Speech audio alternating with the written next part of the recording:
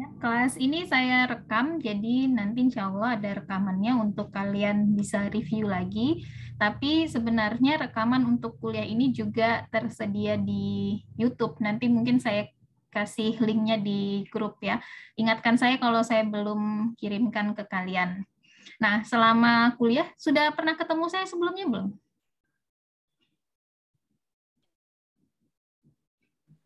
Sebelum Bu. Semester lalu, Bu.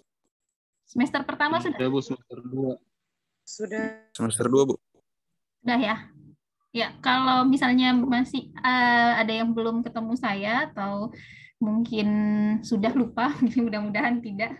Nama saya Erha Fitri Faradila, kalian bisa panggil Ibu Dila, Ibu Faradila, terserah. Ya, saya salah satu dosen jurusan Ilmu dan Teknologi Pangan di Fakultas Pertanian.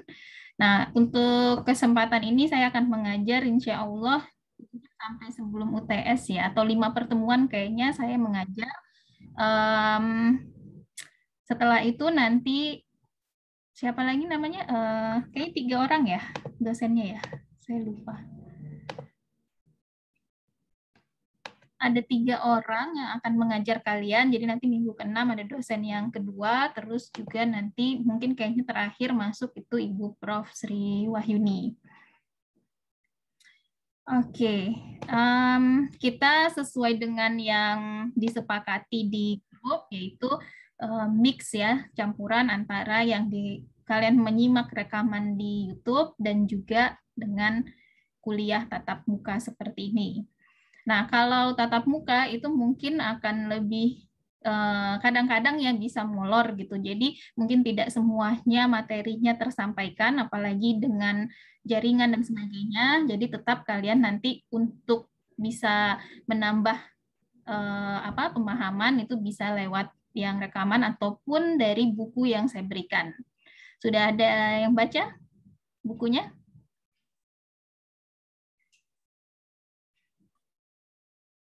Belum. Jangan hanya di-download saja atau bahkan jangan sampai tidak di-download ya. Itu akan menjadi sumber yang menurut saya sangat membantu kalian karena tidak perlu data yang banyak. Kalau video mungkin perlu data ya untuk melihatnya. Nah, jadi itu sumber-sumber nanti yang akan saya jadikan untuk soal UTS ya. Terus juga mata kuliah ini ada praktikumnya. Nanti insya Allah itu kayaknya Bu Mariani yang akan bertanggung jawab untuk praktikum. Jadi beliau yang akan menjelaskan ke kalian bagaimana teknis praktikumnya. Ini semuanya ada di Kendari atau masih di kampungnya masing-masing? Di Kendari. Masih di Kendari. Sudah di Kendari semua? Ada yang lagi. Iya, Bu. Paling jauh dari mana? Sulawesi Tengah. Oh, ada Sulawesi Tengah. Nah, Sulawesi Tengah siap-siap nanti kalau misalnya ada praktikum ya harus ke sini. Kalau yang dari Bau-Bau, Muna, Konawe, saya rasa itu dipanggil besok praktikum langsung datang itu bisa gitu ya. Tapi kalau dari Sulawesi Tengah mungkin perlu ada perencanaan untuk datang ke Kendari. Oke, untuk materi yang lalu ada pertanyaan tidak sebelum kita masuk materi selanjutnya?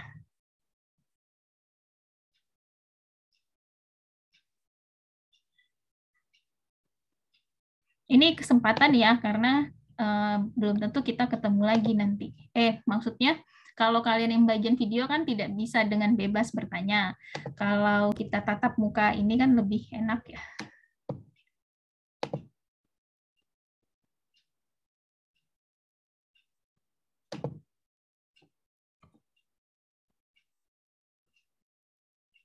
Oke, tidak ada pertanyaan? Oh ya, saya menilai keaktifan kalian. Jadi nanti yang bertanya maupun yang menjawab pertanyaan saya, tolong sebutkan nama dan 3 digit stambuk terakhir. Misalnya kalau dia apa ini? Q1A1200067, nanti sebut saja 067-nya ya. Itu akan saya nilai menjadi nilai keaktifan. Itu biasanya pengalaman-pengalaman sebelumnya itu akan sangat membantu untuk mengkatrol nilai biasanya. Kalau nilainya agak-agak di perbatasan antara A dan B, bisa jadi berubah jadi A gitu ya, antara B dan A berubah jadi A, terus antara C dan B itu bisa karena dia tambah nilai keaktifannya bisa berubah jadi B. Gitu. Jadi saya mohon kalian bisa aktif di kelas ini dan juga jika ada pertanyaan langsung bertanya ya. Oke, kita masuk ke materi yang kedua yaitu tentang kadar air dan kadar padatan.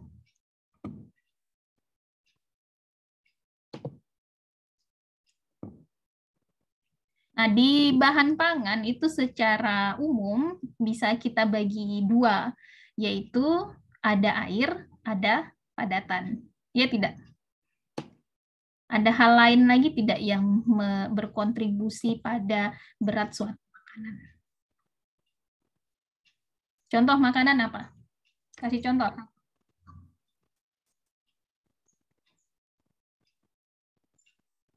Satu produk pangan.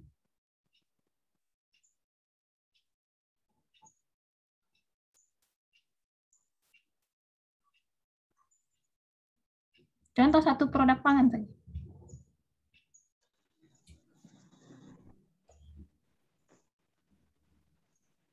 Ikan sarden. Ikan sarden. Ya, kita pakai nanti berikutnya itu ikan sarden terus ya. Ikan sarden.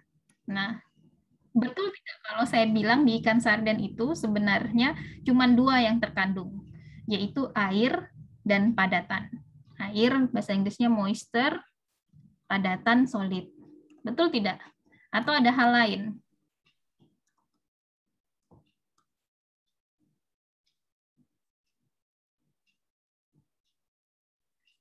Ups. Ini kayaknya sebentar ya.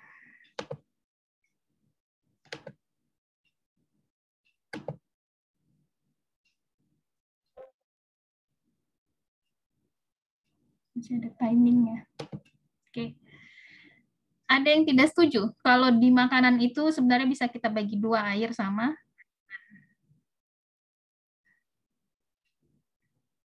di mana letaknya protein, karbohidrat, lemak, mineral, kalau dia hanya dibagi menjadi dua.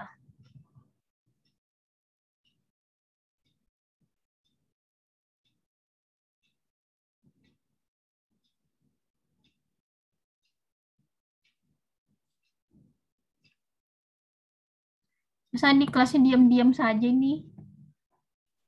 Harus bersuara, jangan hanya masuk terus tinggalkan gitu ya.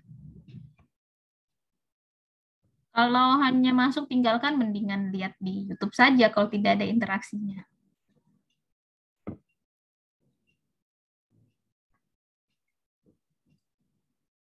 Gimana? Ada yang bisa memberikan pendapatnya?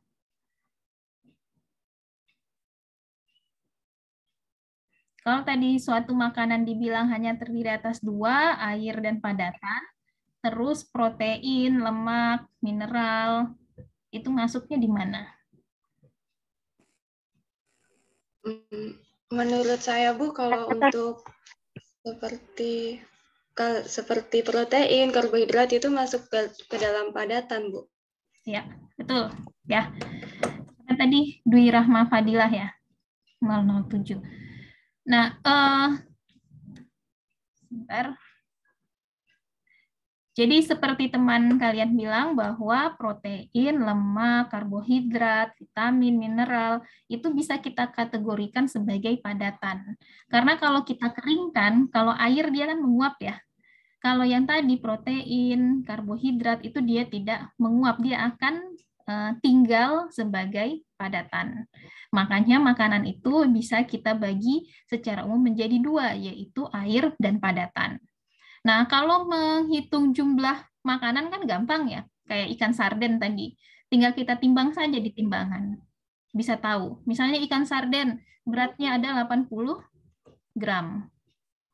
Nah, kalau sudah tahu berat bahannya, terus kita tahu cara untuk menghitung berapa kadar airnya, maka kita akan dapat kadar padatannya. Sebaliknya, kalau kita tahu padatannya, kita tahu berapa makanannya, berarti kita bisa hitung kadar airnya.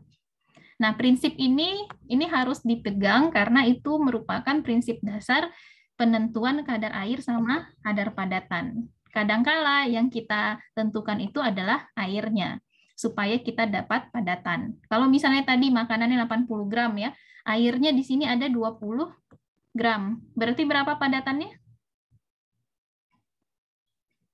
80 kurang 20. 20. Jadi 6 gram. 60. Tapi kadangkala yang lebih mudah itu adalah kita menentukan berapa banyak sih padatannya, sehingga kita bisa dapat jumlah airnya. Ya. Nah, kenapa kita perlu menentukan kadar air? Ada beberapa alasan, yaitu yang pertama, kadar air itu dia menentukan keawetan dari suatu bahan pangan. Kalau kadar airnya, bagaimana hubungan antara keawetan bahan pangan sama kadar air? Kalau kadar airnya tinggi, lebih awet atau lebih mudah rusak? Lebih mudah rusak. Lebih mudah rusak, betul sekali. Jadi, kalau tadi Eka Putri ya, kalau misalnya suatu bahan pangan itu mengandung banyak air, dia cenderung lebih mudah rusak. Dengan catatan, makanan itu juga mengandung zat-zat yang lain. Misalnya dia punya protein, dia punya karbohidrat, gitu ya, dia punya lemak. Karena kalau hanya 100% air, airnya banyak, tapi tidak ada komponen gizi lain juga tidak mudah rusak. Contohnya air minum dalam kemasan, ya, kadar airnya tinggi, tapi tidak mudah rusak, karena tidak ada zat gizi lain. Tapi kalau misalnya kayak ikan segar gitu ya, airnya tinggi, di situ banyak protein, mudah sekali dia rusak. Nah, jadi kita perlu menentukan kadar air itu untuk supaya kita bisa menilai ini produk kita awet atau tidak gitu. Seperti tepung gitu ya, tepung itu dia awet karena kadar airnya rendah. Dan ada persyaratan khususnya. Tepung itu harus kurang dari 12% misalnya.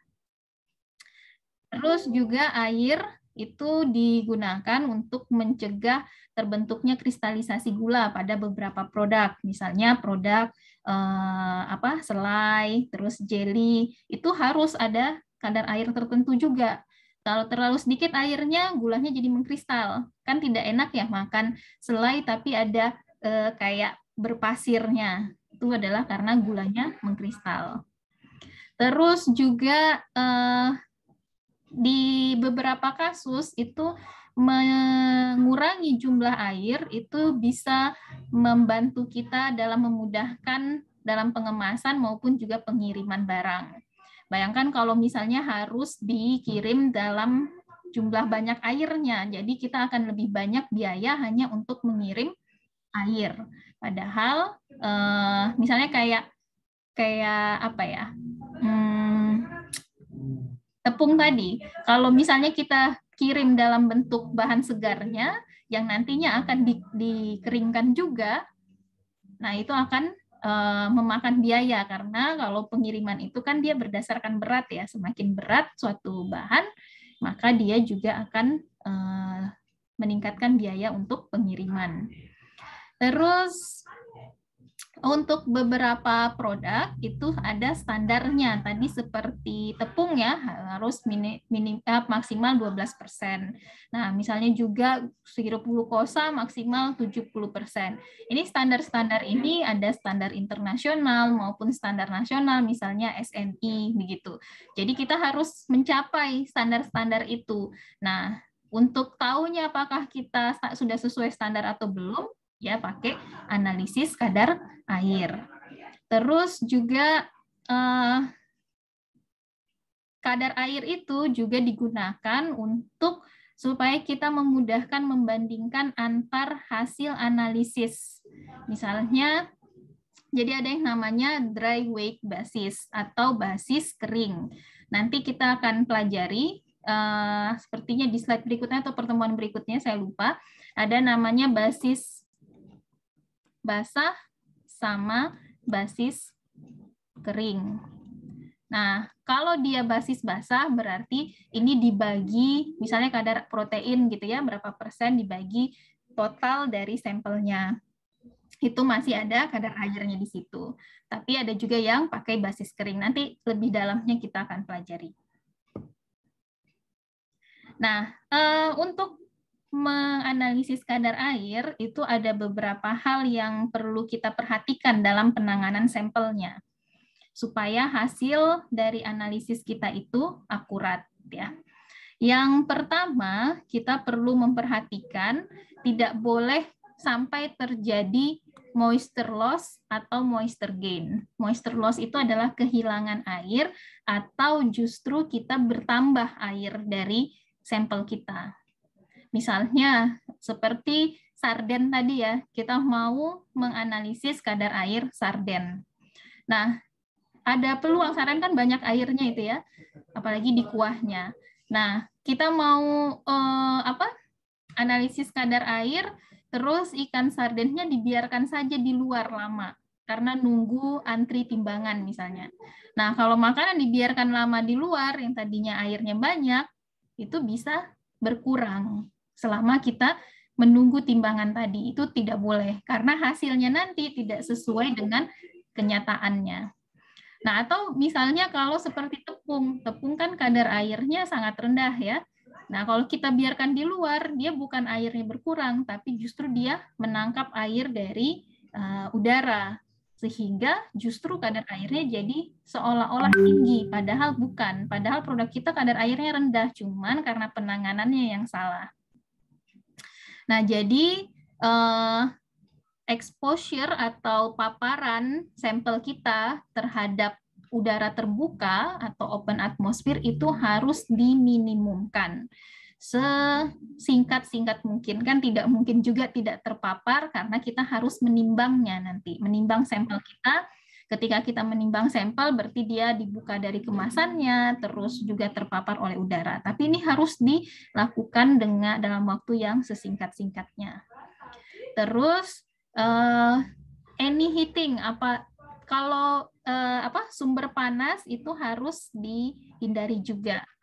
Misalnya apa? Sumber-sumber panas itu bisa ketika kita memblender gitu ya, produknya ingin lebih kecil partikelnya, kita blender atau kita giling gitu, itu ada friksi di sana. Nah, di situ menimbulkan panas. Kenapa kita harus menghindari panas? Karena panas ini bisa menyebabkan air menjadi menguap. Nah, kita seolah-olah turun kadar airnya. Terus, jadi kita harus mengontrol jangan sampai ada fluktuasi pada suhunya.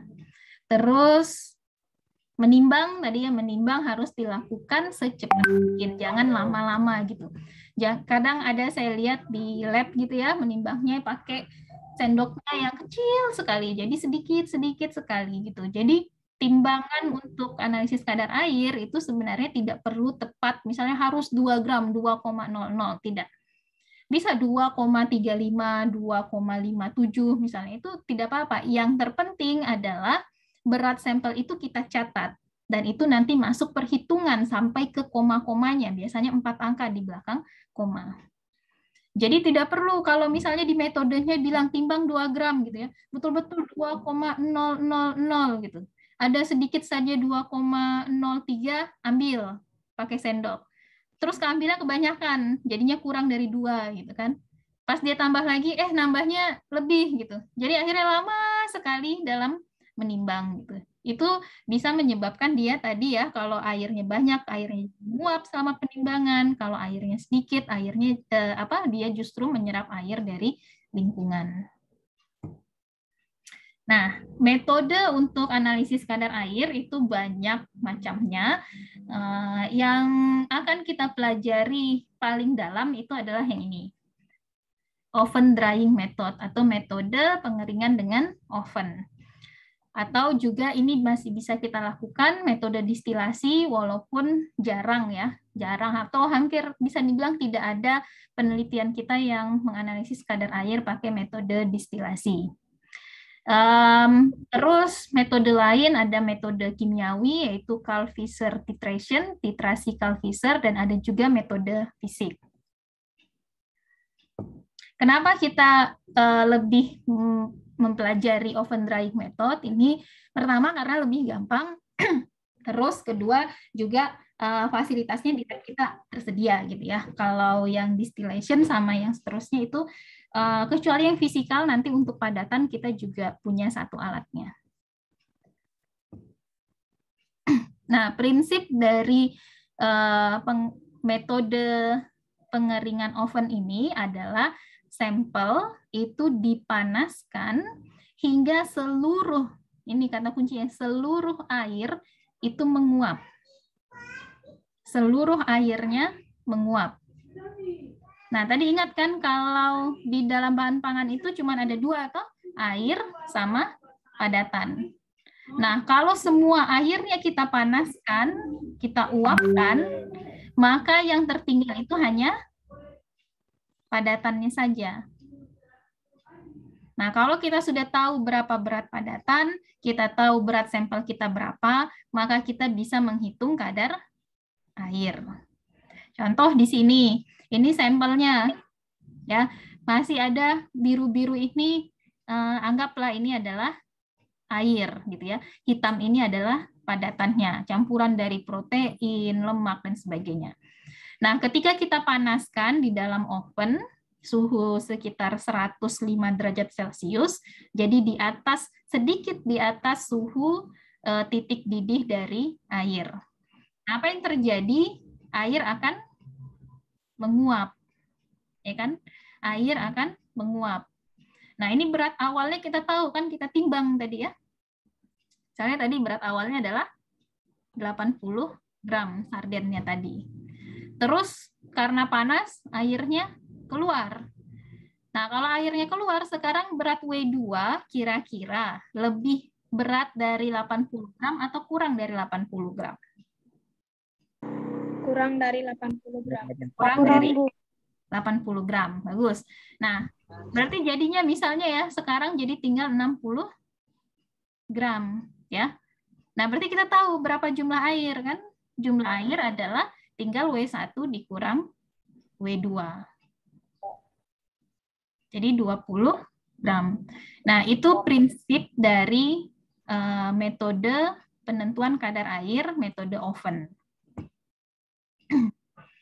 Berikut adalah hal-hal yang perlu diperhatikan pada melakukan analisis kadar air metode oven, yaitu kecepatan dan efisiensi dari penghilangan air. Ingat tadi kan airnya kita buang ya di bahan pangan itu.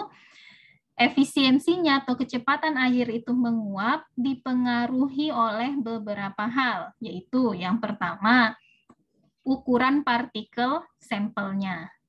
Semakin kecil ukuran partikel, semakin mudah dia menguap. Saya rasa ini kalian sudah bisa logikakan ya. Kalau namanya mengeringkan suatu bahan, kalau bahannya besar, ukurannya tebal, pasti kan susah airnya keluar. Tapi kalau dibikin kecil gitu ya, maka akan lebih mudah kering. Terus distribusi dari ukuran partikelnya. Kalau semakin dia seragam, semakin dia cepat pengeringannya atau waktunya lebih efisien gitu ya. Dibandingkan ada yang besar, ada yang kecil. Yang kecilnya sudah kering duluan, yang besarnya belum gitu. Terus ukuran sampel. Nah, bedanya kalau sampel size, ukuran sampel ini adalah berapa banyak di dalam situ. Kalau misalnya tadi kita biasanya ya tidak sampai 80 gram yang kita analisis, itu cuman sekitar 2 graman. Nah, kalau misalnya kita masukkan banyak sekali sampelnya di dalam oven, misalnya kita menganalisis 100 sampel masing-masing 2 gram, itu kan penuh ya di dalam ovennya. Nah, maka airnya juga akan lebih lambat untuk menguap karena banyak sekali yang harus dikeringkan. Terus luas permukaan. Nah, semakin dia tinggi luas permukaannya, semakin cepat juga sampel itu dikeringkan. Nah, ada peluang error dalam analisis kadar air metode oven ini, yaitu ketika errornya itu adalah overestimasi. Overestimasi itu artinya kadar air yang kita dapat itu lebih besar dari yang sebenarnya, dari nilai yang sebenarnya. Itu karena sampelnya itu mengandung banyak senyawa-senyawa volatil. Ada yang tahu apa itu senyawa volatil?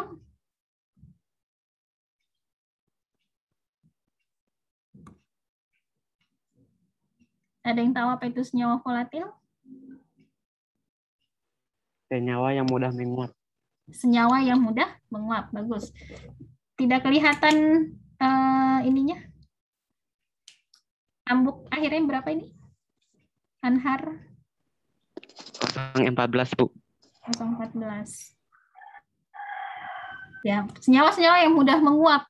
Nah, kalau bahan pangan kita banyak mengandung senyawa yang mudah menguap, seolah-olah nanti kadar airnya tinggi. Kenapa? Karena yang tadi padatannya itu tidak hanya air yang menguap, ada juga padatan yang mudah menguap seperti asam, alkohol, ester gitu ya. Dia menguap juga. Jadi waktu di sini yang keluar itu tadi tidak hanya air, tapi senyawa-senyawa volatil juga, sehingga seolah-olah kadar airnya lebih tinggi. Ini adalah salah satu kelemahan dari metode oven ini. Karena kalau dia banyak sekali mengandung senyawa volatil, ya kita tidak bisa mencegah senyawa volatil itu keluar gitu ya ketika dipanaskan. Nah, metode oven ini waktu dan suhu yang kita gunakan itu tergantung dari tipe ovennya. Nah, oven di sini banyak macamnya ya. Jadi jangan bayangkan ovennya seperti oven yang kalian gunakan untuk bikin kue lebaran. Yang oven taruh di atas kompor gas gitu ya, bukan yang seperti itu. Tapi oven yang bisa diatur suhunya dan tidak terlalu tinggi. Bukan kalau mau panggang kue kan kita bisa 180 gitu ya. Ini hanya butuh sekitar 105 kalau pakai oven konvensional. Nah, ada beberapa tipe oven yang bisa digunakan untuk analisis kadar air ini. Ada oven konveksi, convection oven. Ini adalah oven yang oven biasa, ini oven biasa, tapi bisa diatur suhunya gitu ya. Dan dia tidak punya kipas. Jadi distribusi panasnya itu adalah dengan metode konveksi, yaitu mengalirnya udara panas melalui dinding-dinding, melalui udara gitu ya, secara konveksi karena ada perbedaan suhu. Nah, di sini ini tipe oven yang paling tidak direkomendasikan karena keakuratannya itu lebih rendah, terjadi perbedaan suhu yang tinggi. Jadi yang paling dekat dengan sumber panas, misalnya ovennya pemanasnya pakai gas atau pakai listrik gitu ya, yang paling dekat sama sumber panas maka dia paling panas. Sedangkan yang dinding yang paling jauh dari sumber panas itu jadi lebih dingin gitu. Nah, bisa digunakan tapi kurang akurat dan kurang efisien gitu ya. Jadi kita butuh waktu lebih lama untuk betul-betul mengiringkan sampel kita. Yang kedua yaitu fan force oven. Ini oven yang ada kipasnya, ada kipas kayak kipas angin gitu ya di dalamnya, itu yang meratakan suhu. Jadi kalau tadi di konveksi itu ya cuman mengalir saja udara panasnya karena perbedaan udara.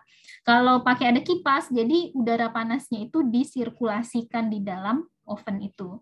Nah, perbedaan suhu tadi ya 10 derajat itu antara yang panasnya sama yang daerah yang agak dinginnya.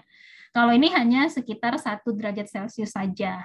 Jadi lebih rata panasnya, jadi benar-benar semua sampel kita itu keringnya itu bersamaan gitu ya.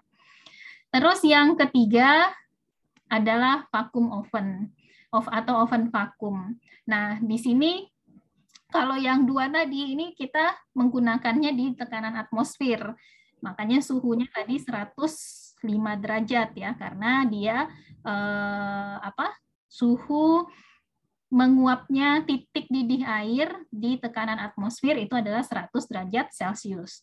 Nah, kalau kita bisa bikin atmosfernya atau udaranya menjadi vakum, maka tekanannya menjadi lebih rendah.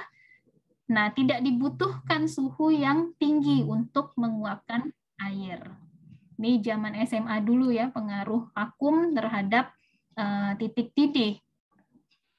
Nah, karena titik didihnya bisa di suhu yang lebih rendah, ini membuat kita bisa menganalisis itu sekitar 70, kalau tidak salah ya, 70 derajat Celcius itu sudah bisa untuk menguapkan air. Kalau di sini kan tadi 105 derajat Celcius. Nah, tujuannya apa sih? Kenapa kita perlu pakai oven vakum? Ada beberapa sampel yang kalau dipanaskan di atas suhu 100 ini, dia bisa mengalami entah oksidasi atau reaksi pencoklatan. Ingat ada pencoklatan yang namanya reaksi Maillard. Sudah ketemu kan di kimia pangan ya? Reaksi Maillard tahu? Atau reaksi karamelisis? Ya, sudah ya? Nah, kalau tadi dia mengalami reaksi pencoklatan ataupun terjadi oksidasi, nah ini jangan sampai reaksi-reaksi ini outputnya atau produknya ini adalah senyawa-senyawa volatil.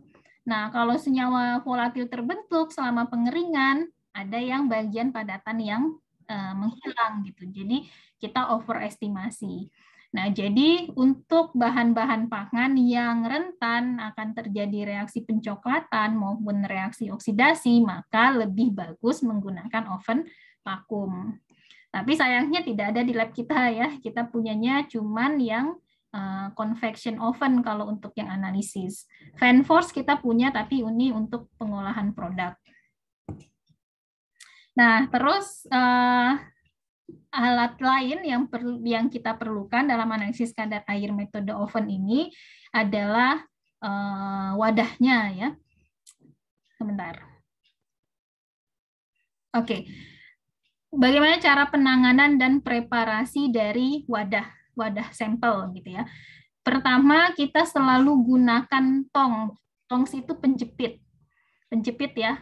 Kalau di lab itu ada penjepit untuk kita pegang wadahnya ini wadahnya. Kadang-kadang ada yang seperti piring seperti ini, ada juga yang model cawan porselen atau kadang-kadang kita juga pakai cawan petri. Tergantung jenis sampelnya. Kalau sampelnya itu seperti tepung ya, yang ringan sekali, yang mudah terbang, jangan pakai ini. Kalau yang seperti piring ini nanti kita jangan sampai pada saat kita taruh di oven gitu ya, pas kita keluarkan dari oven ada yang terbang gitu di bawah angin. Tapi pakailah yang agak dalam supaya sampelnya tidak hilang ketika kita menangani sampel. Nah, kenapa kita harus pakai penjepit tidak langsung tangan?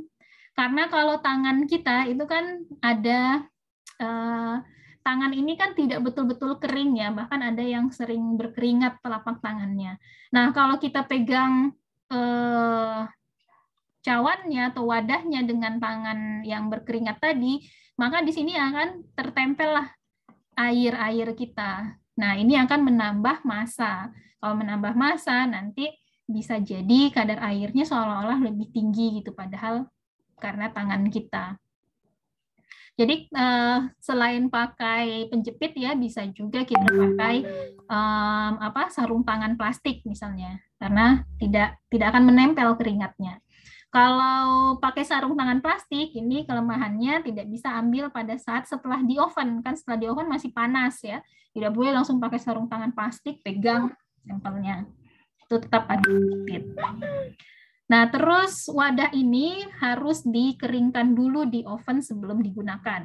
Jadi ini cawannya dikeringkan dulu di oven, terus didinginkan baru ditimbang. Karena kalau kita langsung pakai, walaupun dia bersih, kelihatannya kering, dia itu kan masih ada air-air di udara, uap air di udara yang menempel. Dan terus kita selalu menyimpan sampel dan wadah itu di dalam desikator. Desikator itu yang gambar ini. Ini desikator. Ini biasanya di dalamnya itu ada silika gel. Tahu silika gel?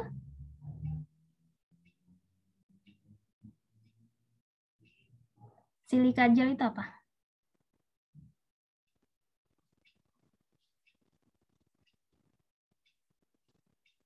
Kalau beli sepatu, suka ada kantong kecil di dalam kotak sepatunya. Tahu? Iya, Bu. Ya. Nah, pernah buka isi dalamnya? Pernah, Bu. Nah, Bu.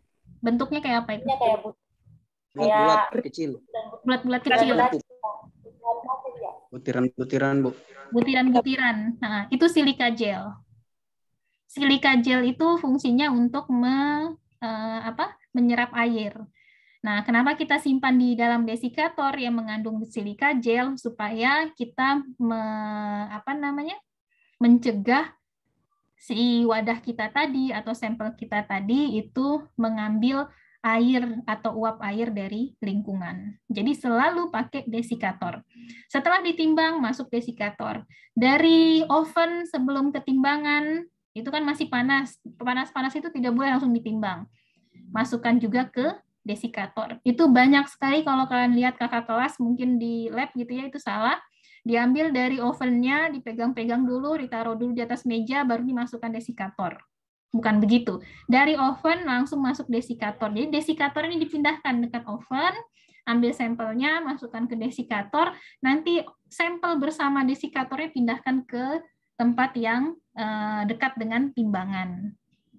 Karena biasanya tempat oven sama tempat timbangan itu beda. Terus kadang-kala kita perlu menggunakan tutup. Ya, kadang-kadang kita perlu gunakan tutup untuk wadahnya, terutama untuk produk yang kadar airnya tinggi. Karena dia, kalau namanya kita mengeringkan itu kan kadang ada yang meletup-meletup ya. Nah, kalau ada yang meletup-meletup supaya dia tidak hilang sampel kita, maka kita kasih tutup. Tapi kalau seperti kayak tepung gitu ya, itu tidak perlu. Nah, ini prosedurnya.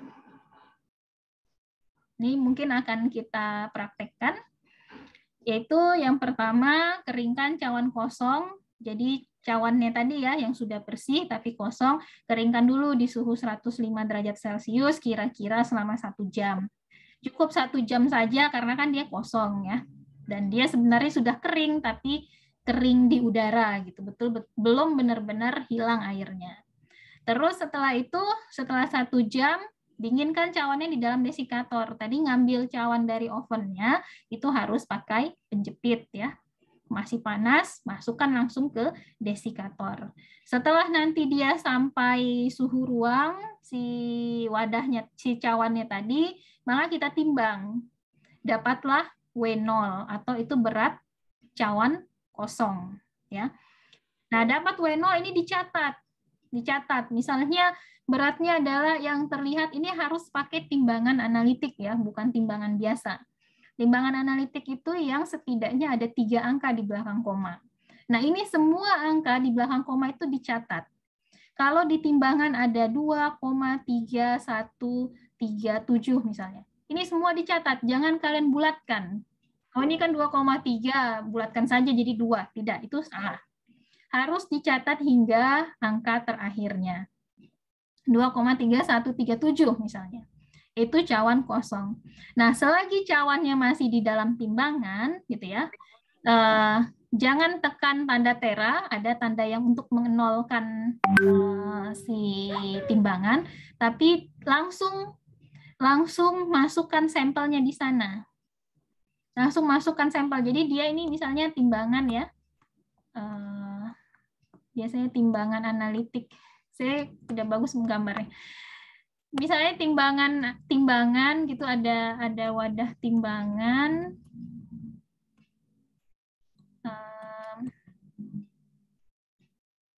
Ini kan dia ada kayak ada ruangan gitu ya.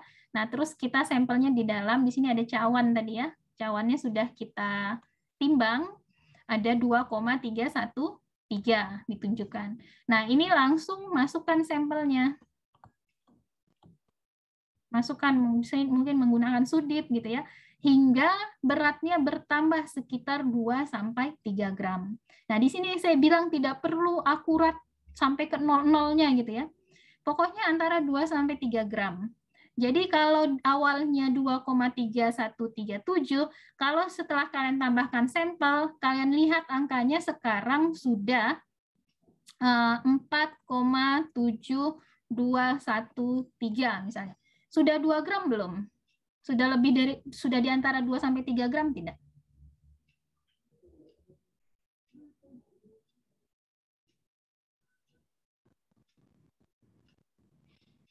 Atau bingung? Sudah, Bu. Sudah, Bu. Sudah ya. Karena kalau ditambahkan 2 gram saja kan 4,3 kan? Di sini sudah 4,7, berarti sudah lebih dari 2. Sudah cukup. Tidak perlu disamakan angka di belakang komanya gitu. Nah, yang penting ini dicatat. Tadi ya dicatat sampai angka terakhirnya. Ini menjadi W1. Berarti W1 itu adalah berat cawan plus sampel sebelum dikeringkan. Nah, setelah itu sampel yang sudah di dalam cawan ini dimasukkan ke dalam oven, tergantung oven apa yang kita gunakan. Kalau oven biasa tadi 105 derajat Celcius, kalau oven vakum 70 derajat Celcius.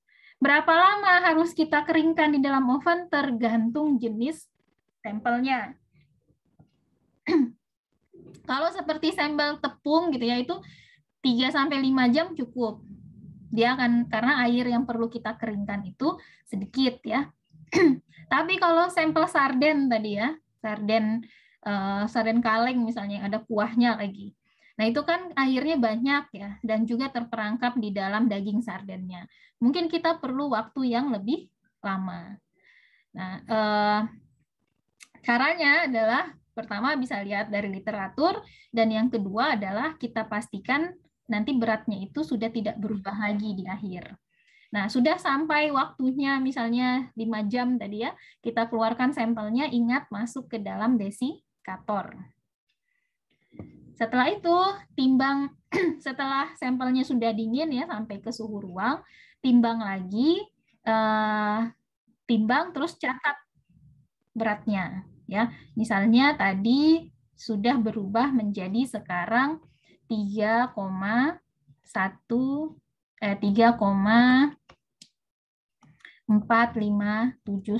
misalnya. Nah, setelah itu keringkan lagi di dalam oven selama 30 menit. Ini untuk memastikan bahwa benar kita itu waktunya sudah cukup. Nah, kalau setelah 30 menit, itu ulangi tahapan 6-8 ya. Tahapan 6 tadi yang keluarkan sampel, masukkan ke desikator, terus setelah itu ditimbang. Kalau misalnya beratnya sudah tidak berubah lagi, atau kalaupun berubahnya sangat kecil, paling cuman angka desimal yang ke-3, ke-4, atau ke-5 yang berubah, berarti benar waktunya sudah cukup, bahwa airnya sudah benar-benar hilang semuanya. Tapi kalau setelah 30 menit berubahnya drastis ya, misalnya jadinya 3, atau jadi 2,7 gitu, 2,7154 misalnya. Ini kan berubah drastis. Nah, berarti itu belum cukup waktu untuk kita mengeringkan. Tambah lagi. Itu tadi kalau kita masih belum tahu waktu pengeringannya berapa lama. Ya. Nah, anggaplah tadi dia belum cukup ya, jadi kita keringkan lagi. Nah, setelah itu kita tahu dari mana kalau ini sudah final. Lakukan lagi nomor 8 ini. Ya, lakukan lagi, masukkan lagi ke oven, biarkan 30 menit, timbang lagi. Nah, kalau dia sudah betul-betul tidak berubah, oh berarti sudah benar. Ya. Nah, nanti menghitung kadar airnya yaitu dengan rumus ini. Yaitu W1 kurang W2. W1-nya tadi berapa? W1 4,7213 ya. Kita coba ya. 4,7213. 7213 dikurang W2. W2-nya tadi kita dapat ini ya. 2,7154 dibagi 4,7213 dikurang W0. W0 adalah 2,3137.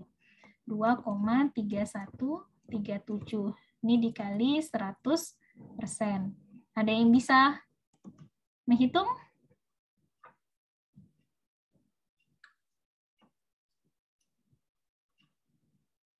Yang di atas berapa? 4,7 dikurang 2,7.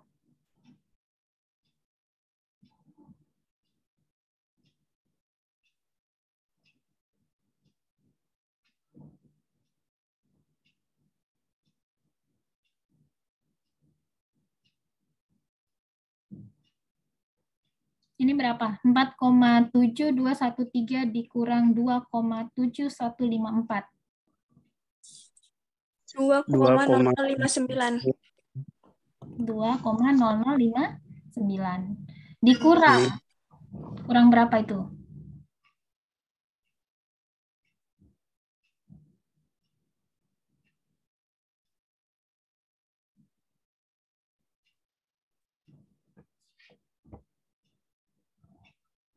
Dibagi berapa?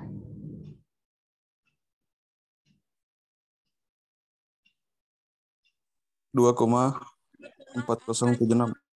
4076 dikali 100%. Berapa?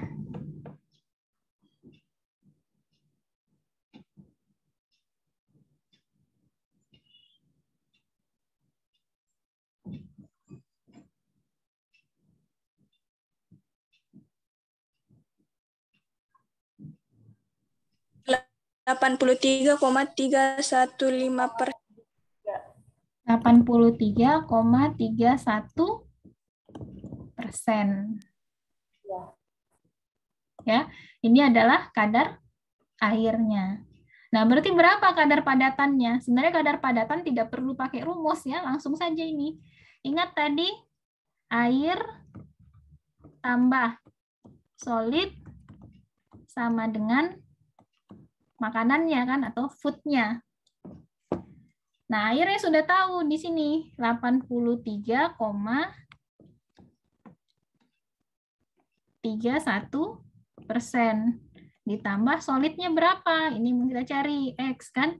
Foodnya berapa? Kalau namanya kalau dalam persen berarti foodnya totalnya adalah 100%. Berarti berapa padatannya? Adalah 100% dikurang 83,31%. Berapa 100 kurang 83? 16,69. 16,69. 16,69%. Nah, berarti ini sampel kita tadi ya, banyak sekali airnya. 83%-nya air, padatannya 16,69%. Nah, padatan ini ingat, di sini isinya ada karbohidrat, ada protein, ada lemak, ada vitamin, ada mineral. Sampai di sini ada pertanyaan?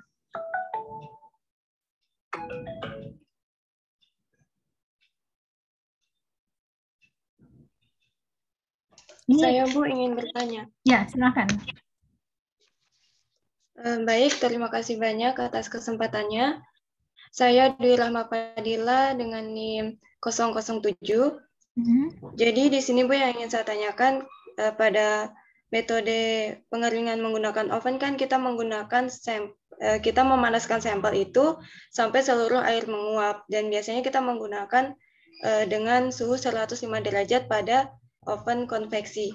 Nah, di sini Bu yang saya tanyakan, apakah ketika pengeringan tersebut padatan seperti protein, kemudian karbohidrat itu akan mengalami kerusakan atau tidak, Bu? Terima kasih.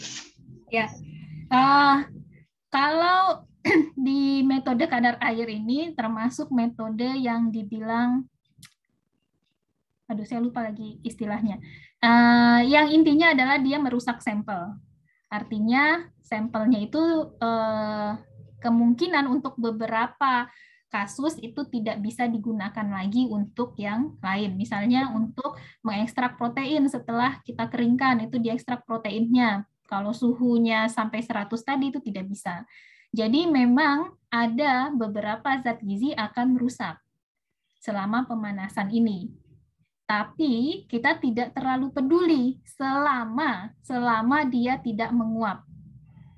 Terserah dia mau rusak proteinnya sudah tadinya dia larut dalam air, sekarang tidak larut dalam air, gitu ya. Vitaminnya tadinya aktif, jadi tidak aktif. Enzimnya aktif, jadi tidak aktif, gitu kan. Kita tidak peduli selama dia tidak menguap. Nah, kalau dia sudah menguap, itu yang akan menimbulkan error. Nah, jadi kalau memang sampelnya nanti kita punyanya cuma sedikit gitu ya, masih kita ingin ambil proteinnya, masih kita ambil enzimnya misalnya, itu mungkin tidak bisa pakai metode kadar air yang dikeringkan di suhu 105 derajat Celcius tadi. Mungkin harus pakai oven vakum. Tapi kalau sampel kita banyak ya sudah, bagi-bagi saja. Sampel ini untuk kadar air, ini untuk kadar protein gitu ya. Tidak usah terlalu dipikirkan gitu. Kalau untuk mineral tidak, dia tidak rusak banyak. Nanti kalau kita membahas analisis kadar abu ya, itu akan dijelaskan bahwa sampel dari analisis kadar air ini bisa langsung untuk digunakan untuk analisis kadar abu. Karena dia tidak perlu lagi kita keringkan, karena sudah kering, kita sudah tahu berapa berat awalnya, dan tidak ada mineral yang hilang selama analisis kadar air ini. Ingat, mineral itu dia punya titik didih yang jauh lebih tinggi daripada air. Gimana? Menjawab ya? Dwi? Ya Bu, terima kasih banyak atas jawabannya. Ya. Ada lagi pertanyaan? Saya, Bu. Ya, silakan, Debbie. Berapa ini sambuknya, Debbie? 0,5, Bu. Tapi di sini bukan saya mau bertanya, Bu. Tadi ada yang sebelum sedikit masuk dalam otakku, Bu. Ini tentang bagaimana ini, Bu, yang apakah kita sudah cukup waktunya atau tidak, Bu, itu sebelum mengerti. Oh, ya. Yang kita tahu sudah cukup atau belum waktunya. Ya. Jadi begini, coba saya tambah satu slide ya. Nah, jadi kan pertama kan kita keringkan ya, sampai dikeringkan oke ya, Debbie ya. Kita keringkan, terus kita timbang ya, berat kering pertama kita timbang, dapatlah tadi misalnya 3,3172 gitu ya. Nah, ini kita belum tahu apa betul sudah semua airnya menguap atau tidak. Nah, sampel ini kita masukkan lagi ke dalam oven ya selama 30 menit. Selama 30 menit ini kalau dia masih ada air, berarti kan airnya akan menguap kan? Ya toh? Kalau airnya menguap, berarti kalau kita timbang lagi, pasti dia akan berubah jadi lebih kecil. Misalnya berubah jadi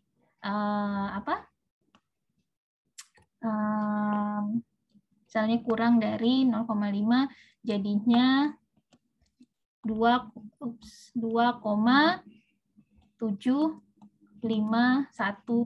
misalnya ya. Ini kan dia berkurang kan?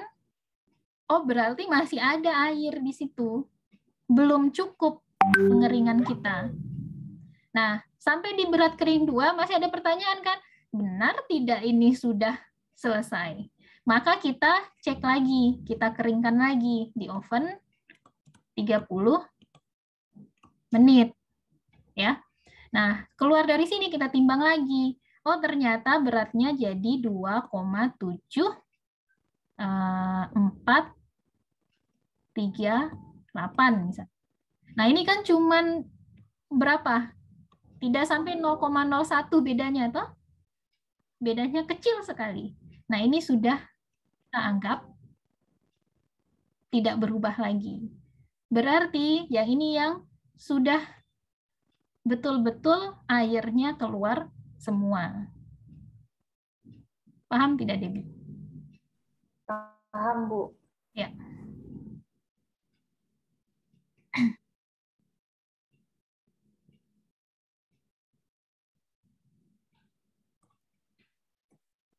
Oke, ada lagi pertanyaan?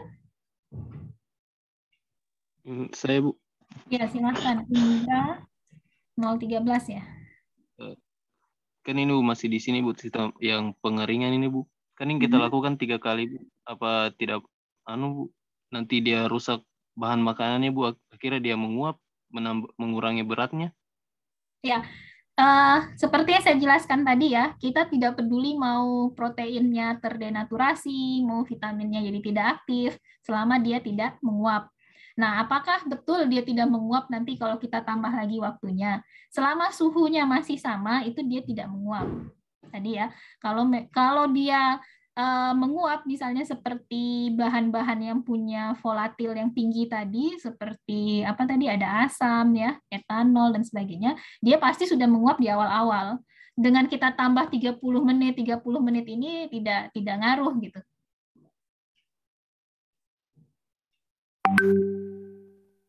Oh, iya Bu, makasih Bu. Ya. Ada lagi?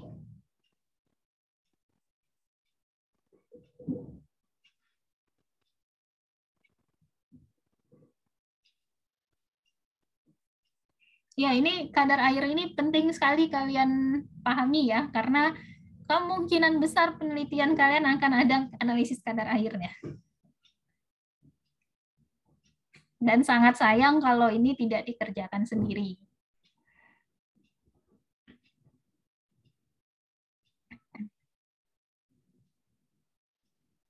Oke.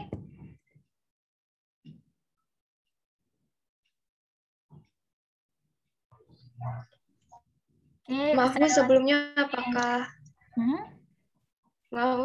apakah bisa bertanya mengenai materi pada minggu lalu? Bisa.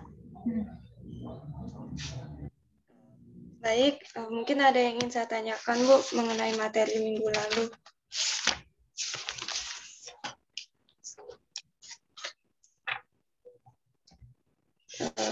Baik, yang ingin saya tanyakan itu Bu, kan pada saat kita itu mengenai teknik metode analitik, di mana di sini kan ada 5 yang menjadi sumbernya, yaitu seperti Association of the Official Analytical Chemists, American Alchemical Society, dan kalau untuk di Indonesia sendiri itu ada Standar Nasional Indonesia.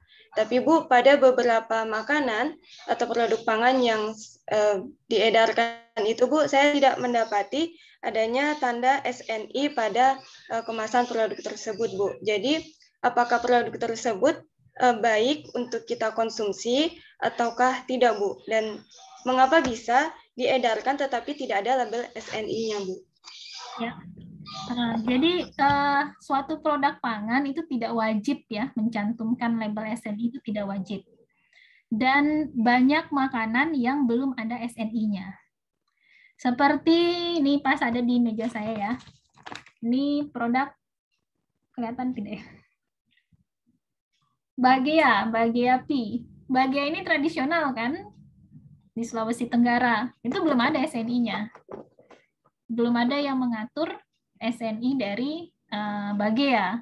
Nah, apakah tidak boleh Bagea diedarkan gitu kan? Tidak. Jadi tidak wajib ya, tidak wajib. Tapi untuk produk-produk, jadi tuh SNI itu ada SNI wajib, ada SNI yang tidak wajib.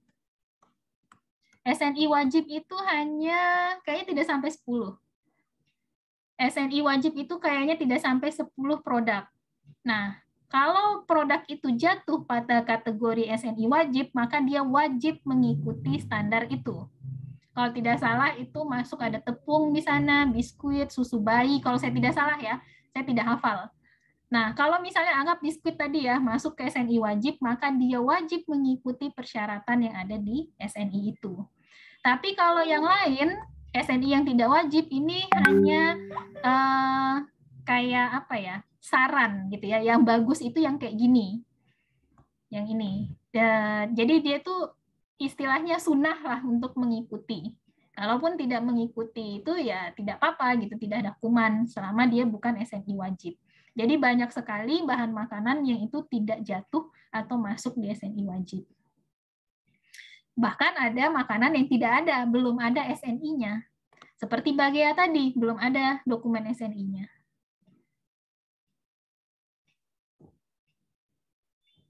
Gitu ya, Fadila. Iya Bu, terima kasih. Oke, kita lanjutkan untuk masih metode oven ya. Nah, metode oven tadi kan sudah saya ceritakan ada beberapa jenis oven ya. Itu yang masih manual ya. Masih manual artinya kita tadi timbang dulu pakai timbangan, kita masukkan ke oven, kita masukkan ke desikator, itu butuh waktu berjam-jam. Nah, ada alat oven yang lain yang hasilnya sangat cepat. Di kadang sampai 1 menit tidak ya? Kayaknya itu pernah saya pakai paling lama 1 menit lah dia keluar hasilnya. Jadi sangat cepat tapi akurasinya rendah. Jadi lebih rendah dibandingkan kalau kita lakukan yang seperti prosedur tadi. Nah, contohnya di sini ada microwave analyzer, infrared drying gitu ya. Ini sampelnya langsung ditaruh saja di sini. Kayak tadi ya, sarden. Taruh di sini sardennya. Di sini sudah ada timbangannya, di sini sudah ada pemanasnya. Jadi nanti tinggal kita tutup, start, dia panaskan. Dia panaskan, dia hitung sendiri perubahan airnya sampai tidak berubah lagi, nanti dia kasih hasilnya. Dia ada kayak alarmnya gitu ya, sudah selesai. Ini kadar airnya. Jadi langsung keluar. Jadi ini sangat mudah sekali dan biasanya ini yang digunakan di industri. Karena industri dia tidak bisa menunggu berjam-jam untuk dapat hasilnya betul tidak produknya. Padahal kan setelah dibuat itu biasanya pada hari yang sama itu dijual lagi gitu ya ke distributornya atau ke penampungnya. Oke, terus metode yang kedua yaitu metode distilasi. Masih ingat apa itu distilasi?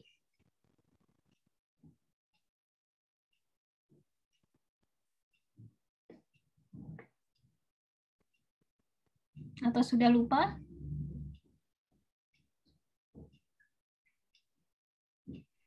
Di distilasi itu kita ya Pemisahan bahan kimia. Kenapa? Pemisahan bahan kimia. Iya, bisa pemisahan bahan kimia dengan cara apa pemisahan? Penyulingan, Bu. Apa? Penyulingan, ya. Penyulingan ya atau penguapan. Jadi kita panaskan sampelnya, terus bahan yang mudah menguap ya akan menguap naik ke atas gitu ya sampai di sini ada kondensor. Di mana kondensor itu ada pendinginnya, biasanya air ya yang mengalir di sini, jadinya dia dingin. Karena dia dingin, yang tadinya panas dia menguap, setelah dia dingin dia akan terkondensasi atau berubah dari uap menjadi cair. Nah, cairannya ini bisa kita tampung. Jadi itu salah satu cara untuk memisahkan bahan kimia. Nah, prinsip ini yang digunakan untuk metode analisis kadar air. Nah, sampelnya tadi kita panaskan, kan kalau padatan dia tidak menguap tadi ya, padatan tidak menguap. Sehingga yang menguap itu hanya air saja. Nah, airnya mengalir gitu ya sampai di kondensor, dia suhunya rendah, maka airnya akan menetes kembali. Nah, air yang menetes di sini ini ada ada ukuran volumenya ya, seperti di gelas ukur itu ada volumenya. Tinggal bisa kita baca berapa volumenya. Misalnya 1 mili, 2 mili gitu ya. Nah, itu kita tahulah berapa jumlah airnya. Nah, kan kalau dia seperti biskuit misalnya atau tepung gitu ya, kalau kita panaskan langsung di sini, ya dia gosong gitu ya, terbakar karena dia bentuknya kering gitu.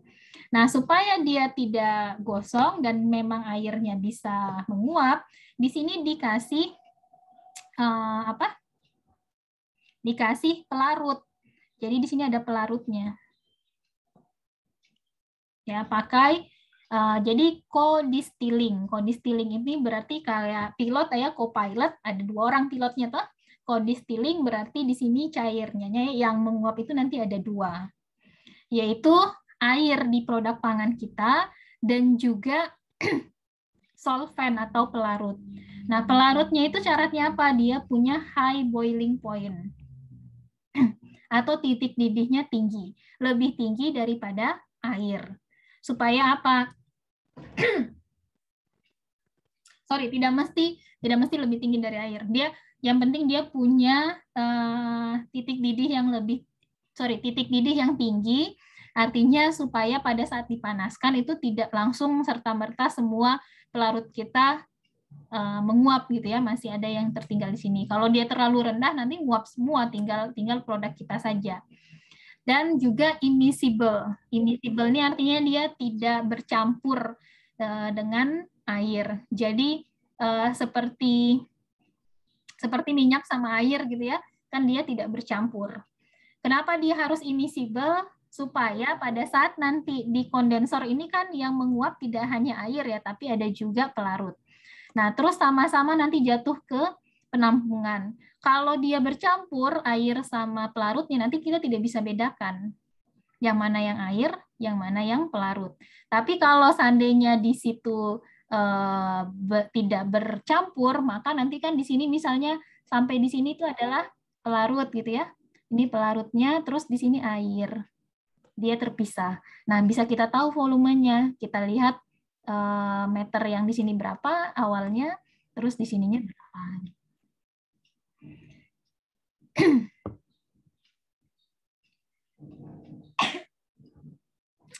Kelebihannya dari metode distilasi ini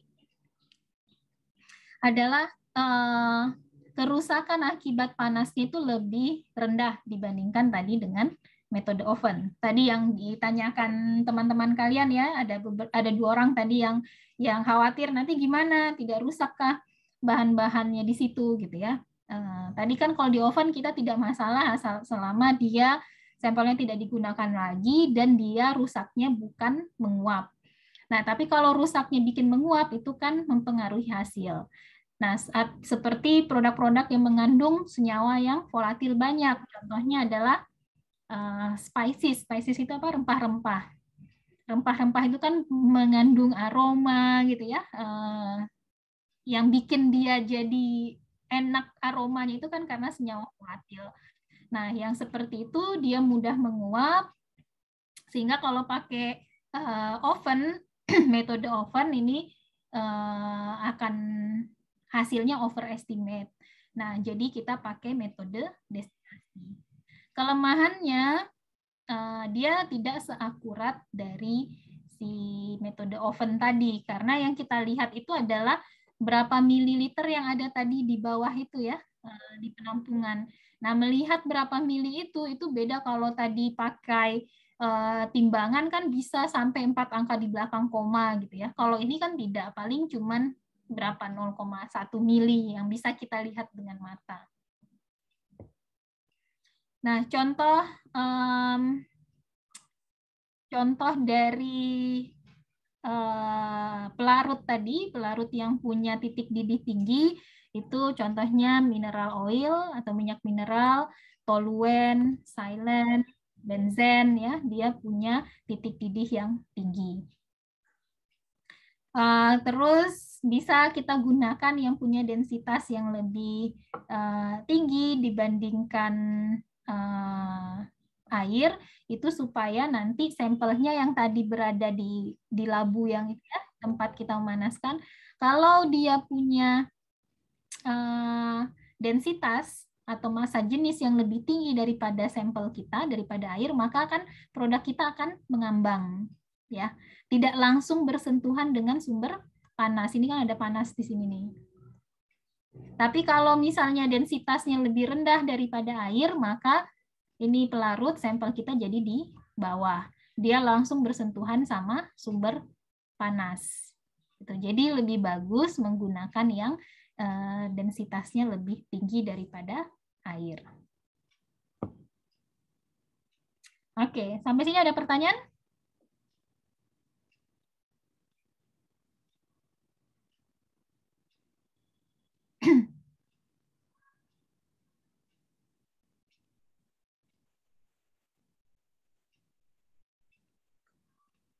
Sudah jelas distilasi maupun metode oven?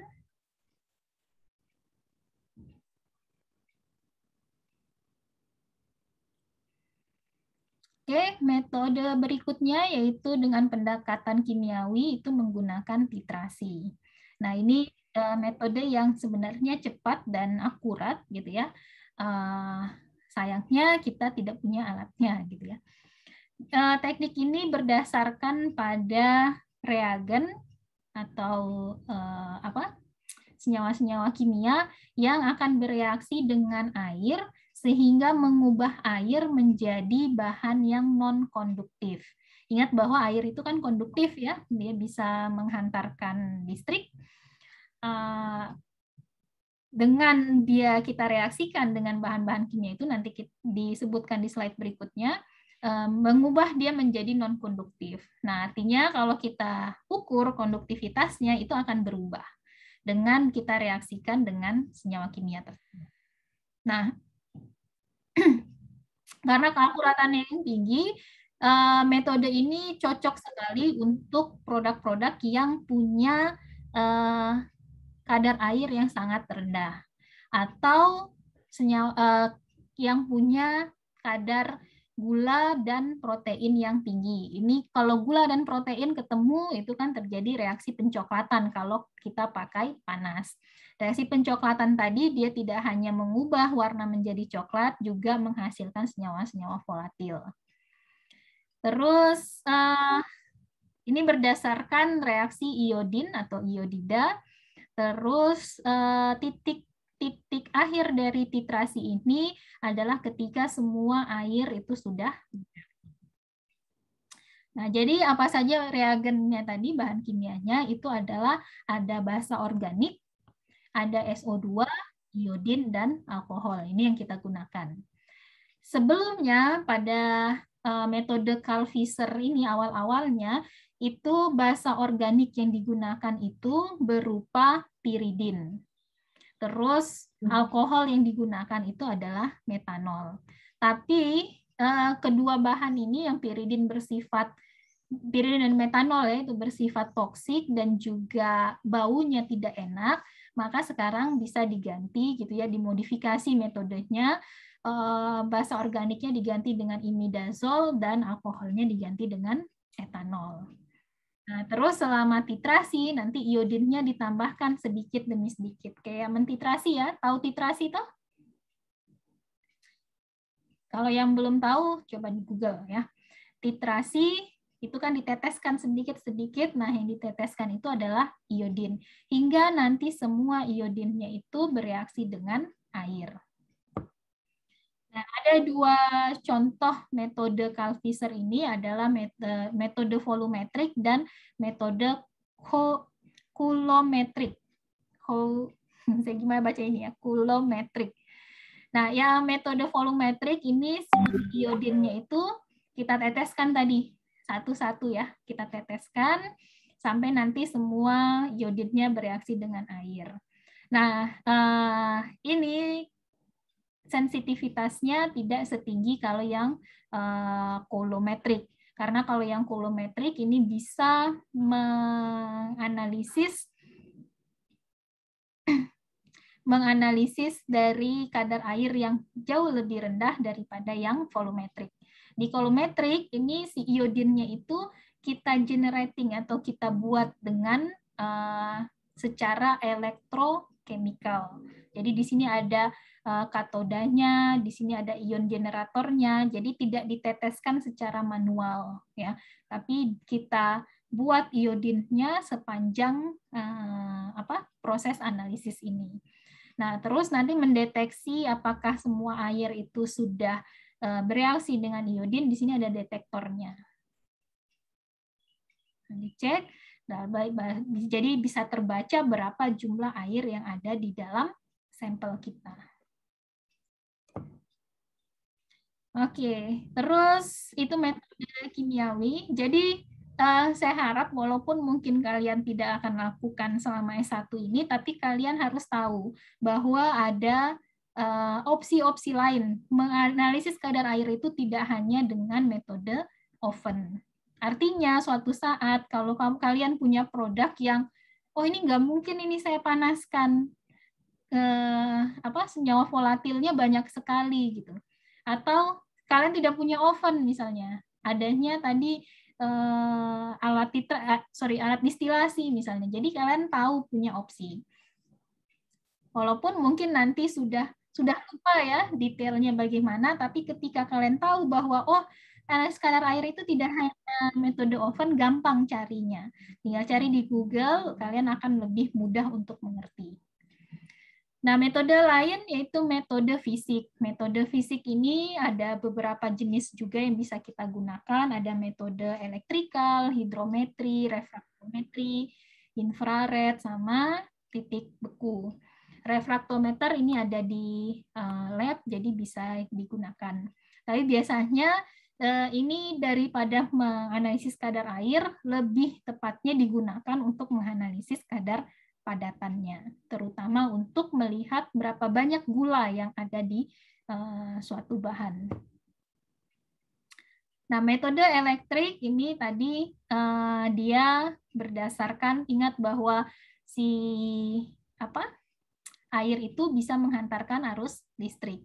Nah, jadi kapasitas maupun resistance, jadi jujur saya tidak terlalu paham ya, ini anak elektro kayaknya, bagaimana detailnya. Tapi si arus listriknya itu akan berubah, kapasitasnya dan konduktivitasnya berubah dengan perubahan jumlah air yang ada di bahan pangan. Nah, perubahan inilah yang dianalisis supaya kita tahu apakah produk kita itu sudah berubah kadar airnya, misalnya kita ingin dia jadi kurang airnya atau lebih airnya. Terus bisa juga menggunakan hidrometri, ini menggunakan alat-alat yang ada meterannya gitu ya, jadi kita tahu berapa kadar airnya, atau bisa kita analisis dengan mengetahui berapa massa jenisnya. Itu bisa pakai pignometer, hidrometer, atau Westphal. Ini pignometer, ini hidrometer, ini Westphal balance. Nah, terus ini yang refraktometer yang saya bilang tadi kita punya di lab. Bisa nanti ke link ini untuk lihat bagaimana orang menggunakannya ya. Ini gampang sekali, tinggal diteteskan.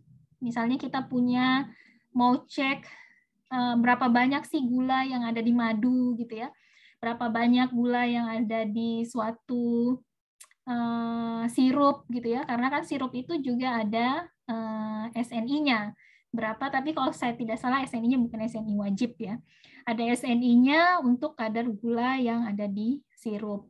Nah, untuk lebih cepat gitu ya, tidak perlu kita analisis kadar gula secara kimiawi, nanti kita belajar analisis gula ya, karbohidrat. Nah, tinggal taruh saja, teteskan di sini sampai dia memenuhi daerah yang biru ini ya, larutan kita. Terus nanti diteropong. Dia itu model di sini kan ada ini ya, tempat untuk di sini mata kita. Taruh mata di sini. Terus diarahkan ke cahaya. Nanti di dalamnya itu, di dalam alat ini, nanti mungkin di praktikum bisa kita cobakan ya. Di dalam alat itu ada kayak meteran gitu. Kalau yang pernah ada yang pakai kamera yang biasa gitu, yang kamera digital, misalnya DSLR, bukan kamera HP ya, itu kan kayak kita keker di situ ada meterannya ya. Nah, di dalam sini juga gitu. Nah, di meterannya itu bisa kita baca nanti berapa derajat Brix-nya. Nah, apa yang dimaksud dengan derajat Brix? Nanti di situ yang tadi meteran ya, misalnya ternyata kita baca 20 derajat Brix atau 1 derajat Brix ya, seperti di slide ini. 1 derajat Brix itu artinya terdapat 1 gram gula dalam 100 gram larutan. Tadi misalnya ya, si sirup tadi dimasukkan. Oh, ternyata terbaca 1 Brix gitu. 1 derajat Brix. Berarti kandungan gulanya ada 1 gram di dalam 100 gram. Kalau dia bilang 20 derajat Brix, berarti ada 20 gram gulanya di dalam 100 gram. Tapi ini keakuratannya ini tidak setinggi kalau kita memang analisis secara kimiawi ya. Tapi ini sangat berguna seperti untuk di industri, untuk quality control, mengontrol kualitas tadi seperti sirup ya, setelah dibuat apa benar kadar airnya sesuai dengan yang kita harapkan atau tidak. Terus secara fisik juga bisa menggunakan analisis inframerah. Jadi secara spektroskopi ya, kita menganalisis berapa yang diserap dari sinar inframerah ini, bisa menunjukkan kadar airnya. Terus freezing point. Nah, freezing point ini terutama diaplikasikan untuk melihat kemurnian dari susu. Jadi susu itu kadang-kadang kan kalau yang jahat gitu ya, peternak yang curang gitu, susunya dicampurnya air. Nah, kalau dicampur air, harganya dia jual dengan harga susu beneran gitu ya, padahal jumlah susunya lebih sedikit. Jadi lebih untung di peternaknya, rugi di pabrik yang beli susunya. Nah, untuk memastikan tidak ada kecurangan itu, salah satu cara yang mudah untuk menentukannya adalah dengan freezing point atau menentukan titik bekunya. Nah, titik beku itu akan sangat dipengaruhi oleh komposisi air dan padatan. Tadi ya, kalau susu ditambahkan air, berarti kan jumlah padatan kurang kan, karena airnya bertambah. Nah, kalau padatannya berkurang, maka titik bekunya akan berubah. Nah, kalau misalnya titik bekunya tadinya saya tidak tahu titik bekunya susu ya, anggap gitu ya, minus 10 misalnya. Terus karena ditambahkan air, padatannya jadi berkurang, jadi lebih cepat dia membeku, misalnya jadi minus 5 misalnya. Nah, ini ketahuan nih ada sesuatu di situ, ada kecurangan di sana. Jadi ini bukan analisis yang digunakan untuk analisis pada penelitian, karena dia tidak tidak mendapatkan angka berapa kadar airnya yang tepat, tapi dia bisa memperkirakan apakah airnya bertambah atau berkurang. Oke, demikian materi yang bisa saya sampaikan. Silahkan jika ada yang mau bertanya. Saya, Bu. Silahkan. Baik, terima kasih atas kesempatan diberikan. Saya Eka Saputri dengan NIM Q1 A1200036. Yang ingin saya tanyakan, Bu, seperti yang dijelaskan di awal-awal bahwa di dalam tepung terdapat kadar air. Nah, yang ingin saya tanyakan, bagaimana dengan misalnya tepung terigu, tepung tapioka, tepung beras yang memiliki tekstur atau padatan yang berbeda-beda? Apa yang menyebabkan hal tersebut? Apakah dipengaruhi oleh kadar air di dalam masing-masing tepung atau bagaimana, Bu? Sekian, terima kasih. Ya, jadi kalau tepung itu ya, dia kalau sudah beda bahannya, berarti bentuk patinya juga berbeda-beda. Jadi bisa saja, karena komposisi dari tepungnya itu sendiri. Ada bisa bedakan antara tepung sama pati? Ada yang tahu bedanya? Apa bedanya tepung sama pati?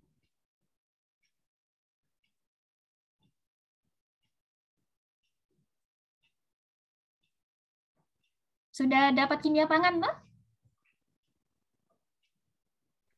Sudah, Bu. Sudah. Pati itu apa pati?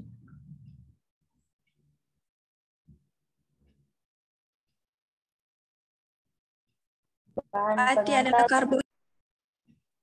Salah satu dari jenis karbohidrat ya, yang terdiri atas amilosa dan amilopektin. Jadi karbohidrat itu banyak macamnya, ada monosakarida, ada disakarida, ada polisakarida. Nah, pati itu termasuk polisakarida. Di polisakarida sendiri itu banyak juga macamnya, ada selulosa, ada lignin gitu ya, ada apalagi dulu dextrin bukan poli ya. Ya, polisakarida ya. Saya lupa. Jadi polisakarida saja banyak macamnya. Nah, salah satunya pati ya. Nah, kalau yang kita bilang pati jagung gitu ya, pati ubi itu disebut bahasa ininya adalah tapioka. Ya, bahasa dagangnya. Ini pati dari ubi kayu. Pati dari jagung disebutnya maizena. Jadi tapioka, maizena, ini isinya itu adalah pati. Nah, kalau yang disebut dengan tepung, tepung itu menunjukkan sesuatu yang sudah dihaluskan. Itu tepung. Misalnya tepung jagung ya. Tepung jagung. Nah, di dalam tepung jagung itu tidak hanya pati isinya. Tapi di situ ada karbohidrat yang lain, di situ masih ada seratnya ya. Masih ada serat, di situ ada sedikit proteinnya karena namanya jagung ya, jagung langsung digiling, dihaluskan jadi tepung, di situ masih ada macam-macam. Ya. Nah, ini perlu dibedakan dulu antara tepung sama pati. Kalau tadi maizena, ini sudah pati jagung saja. Jadi jagung diambil patinya. Nah, kalau tepung jagung itu macam-macam di dalam. Ini siapa ya? Bisa di-mute dulu. Nah, jadi kenapa kok bisa beda teksturnya? Itu yang pertama ya, karena komposisi di dalamnya antara tadi tapioka sama tepung maizena dengan tepung jagung sama-sama dari jagung, beda teksturnya karena satu isinya pati saja, yang satu itu ada protein dan lain-lain gitu. Terus yang kedua, si tepung itu kenapa kok beda-beda teksturnya adalah ukurannya. Kan kita apa namanya? Kita ini kayaknya ada yang tidak ingat ya.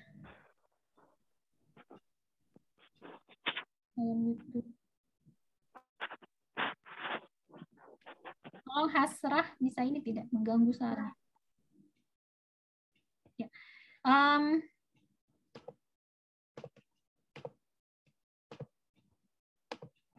Oke, terus tepung itu ketika kita giling itu kan tidak serta-merta langsung jadi halus ya. Itu diayak. Nah, diayak untuk memisahkan yang kasar sama yang halus. Nah, tergantung tepung itu mau kita tingkat kehalusan berapa. Ada tepung-tepung yang memang sengaja dibuat kasar, ada yang sengaja dibuat halus. Kalau yang dibuat kasar misalnya kayak tepung untuk ini apa? Kalau bikin nugget yang ada tepung rotinya di luar, ya itu kan kasar ya. Nggak enak kalau dia dibikin halus. Tapi kalau tepung terigu itu kan dibikin halus sekali. Gitu. Jadi tergantung dari aplikasinya. Jadi apakah tepung itu memang diayak hingga ayakan itu satuannya pakai mesh. Nah, semakin tinggi meshnya maka dia semakin halus. Mesh itu adalah ukuran jumlah lubang yang ada dalam satu satuan area. Jadi dalam 1 inci kuadrat misalnya ada berapa lubangnya. Semakin tinggi berarti semakin banyak lubangnya, artinya semakin kecil gitu ya. Semakin kecil lubangnya. Nah, kalau misalnya ada tepung 100 mesh itu lebih halus daripada tepung 60 mesh gitu ya. Terus kadar air. Kadar air itu sangat mempengaruhi dari tekstur tepung itu. Semakin dia kering, dia semakin kayak berderai gitu ya, mengalir dengan gampang. Kalau dia banyak airnya, dia akan nempel-nempel gitu. Dulu waktu saya S1, saya punya dosen yang sering sekali dia penelitiannya soal tepung. Jadi sampai Bapak itu dia pegang saja tepungnya, dia gini dia tahu, oh ini kadar airnya sudah di bawah 12. Ini masih di atas 12 gitu. Karena seringnya dia berinteraksi sama. Oke. Saya harap menjawab pertanyaannya, Eka. Iya, Bu. Terima kasih, Bu. Ada lagi?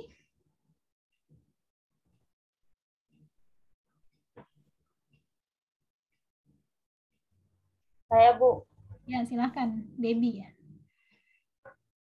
Baik, Bu. Sebelumnya, maaf kalau misalnya yang saya ketahui kurang pas, tapi di sini pertanyaan saya, bukan ikan sarden itu lebih besar kadar airnya daripada tepung terigu. Pertanyaan saya kan tadi Ibu jelaskan kalau yang kadar airnya lebih besar lebih cepat rusak, tapi kenapa ikan sarden dia bisa bertahan 3 tahun sedangkan tepung terigu hanya sampai 1 tahun? Oke. Bagus sekali pertanyaannya. Jadi kalian tidak usah ragu-ragu ya bertanya apa betul ya pertanyaan saya, jangan sampai saya salah gitu. Namanya bertanya itu karena tidak tahu gitu ya. Jadi jangan ada yang malu di sini, tidak ada pertanyaan bodoh, itu tidak ada ya. Apapun pertanyaannya, kalau pertanyaan lucu ada ya tidak apa-apa kita ketawa toh, tapi bukan berarti itu ditertawakan gitu, bukan. Tapi memang pertanyaannya lucu misalnya. Oke, tadi sarden itu kan kadar airnya tinggi, tepung kadar airnya rendah, tapi kok lebih awet sarden?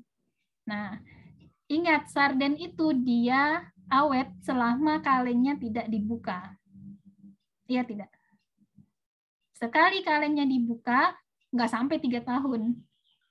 Ya, paling sehari 2 hari kalau dibiarkan di suhu ruang dia rusak. Nah, kenapa begitu? Karena kenapa dia bisa awet? Itu proses sterilisasi. Jadi dia dimasukkan ke dalam kaleng pada saat dia dibuat gitu ya. Dimasukkan sardennya sama kuahnya di dalam kaleng, dipanaskan di suhu yang tinggi. Itu biasanya 121 derajat Celcius ya, proses sterilisasi. Terus selama beberapa menit tergantung jumlah mikroba awalnya. Biasanya 15 menit gitu ya. Tapi tergantung jumlah mikroba awal, bisa lebih lama, bisa lebih sebentar. Nah, anggap 15 menit tadi, 121 selama 15 menit, itu mati semua mikroorganismenya. Dan karena kalengnya tertutup, itu yang disebut dengan hermetis ya. Tidak ada interaksi udara, tidak masuk sama sekali, udara luar tidak masuk sama sekali ke dalam kalengnya. Sehingga tidak ada kontaminasi, karena dia sudah dipanaskan, mati semua mikrobanya, tidak ada kontaminasi. Jadi dia tahan bertahun-tahun. Nah, kalau tepung tadi, biasanya kan paling pakai plastik ya. Plastiknya juga kadang-kadang ada beberapa merek agak tipis. Apalagi kalau kita beli tepung yang sudah di kilo, yang hanya pakai plastik putih biasa, yang bukan ada mereknya gitu kan. Nah, itu kan dia terpapar udara gitu ya, terus kadang plastiknya ada bocor, maka kutu datang ke sana. Atau uap air dia ikat gitu, sehingga kadar airnya sudah tidak 12 lagi, kurang dari 12 lagi meningkat. Maka bisa tumbuh jamur, bisa tumbuh kutu, dan sebagainya.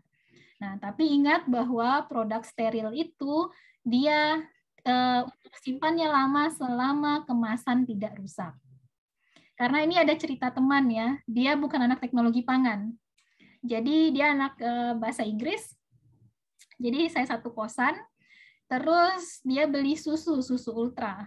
Susu ultra itu kan bisa 1 tahun ya, masa kadaluarsanya tuh. Dia lihat, oh masih lama kadaluarsanya. Jadi dia buka susu ultranya malam-malam, dia minum, habis itu tidak dia simpan di kulkas. Besok siangnya dia mau minum lagi, sudah bau asam. Dia cerita sama saya, oh itu susu ultra dia penipuan itu katanya. Katanya bisa sampai berapa bulan lagi, tapi kok siang saja ini sudah rusak katanya kan. Terus saya bilang, ini sudah dibuka atau belum? Iya, saya buka malamnya gitu kan. Simpan di kulkas tidak? Tidak katanya. Ya itu. Coba dibaca, ada tulisan di bawahnya itu kan.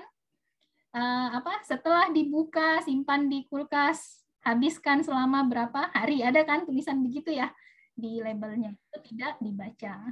Jadi yang berbulan-bulan itu hanya jika kemasan tidak rusak.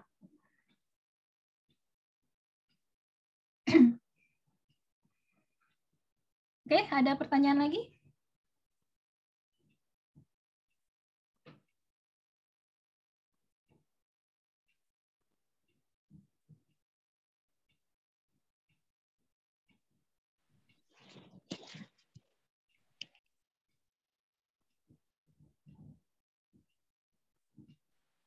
Saya, Bu. Ya, silakan. Lisa ya. Nama saya Elizia. Pertanyaan saya kan pada saat proses sterilisasi itu kan dipanaskan pada suhu tinggi, dan ikan sarden tadi kan mengandung banyak air, dan air kan kalau dipanaskan itu akan menguap. Apakah itu kalengnya tidak rusak, Bu? Tidak mengembang? Oke.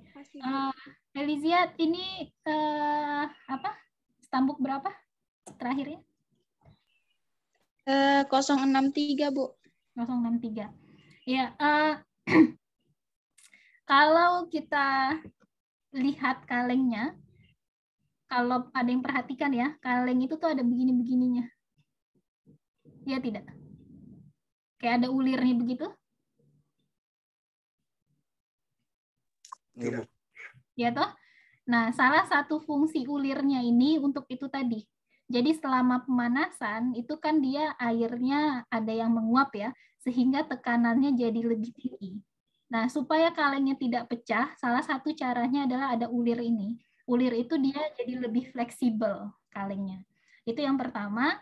Terus yang kedua, biasanya kalau kalian lihat di kaleng itu tidak isinya penuh. Pasti dia ada kosongnya. Ada bagian kosong di sini. Nah, ini namanya headspace. Headspace atau space ruangan di bagian kepala gitu ya, bagian atas. Ini juga untuk mengakomodir tadi.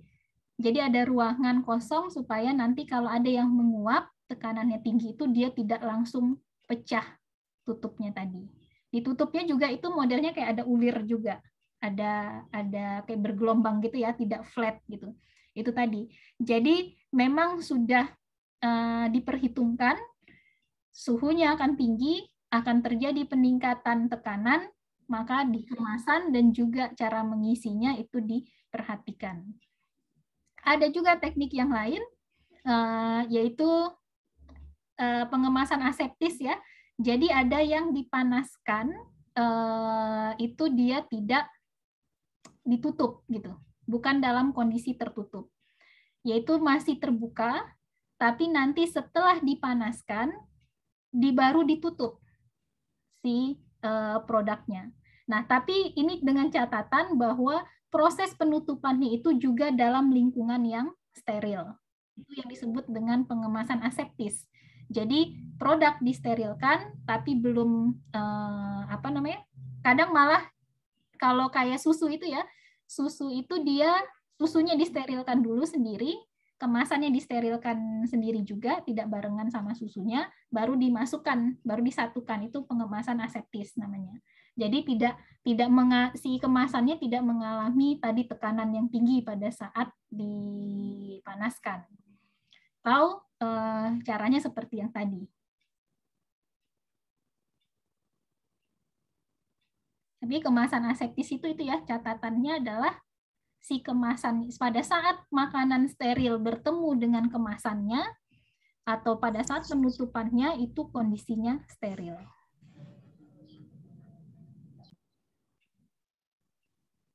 Gimana, Elizia? Terima kasih, Bu, udah mengerti. Ya.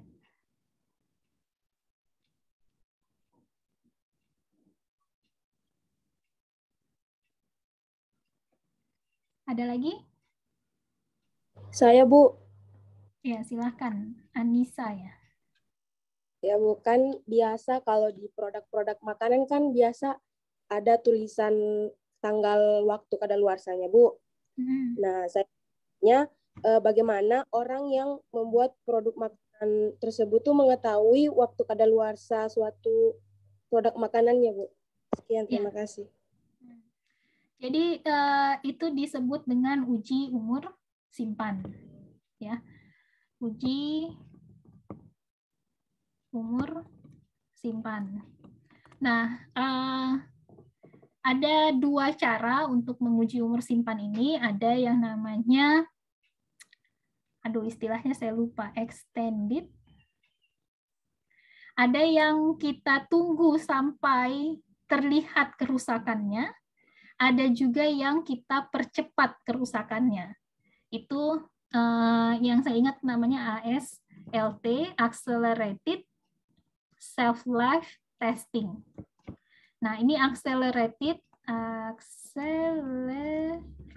ini dipercepat.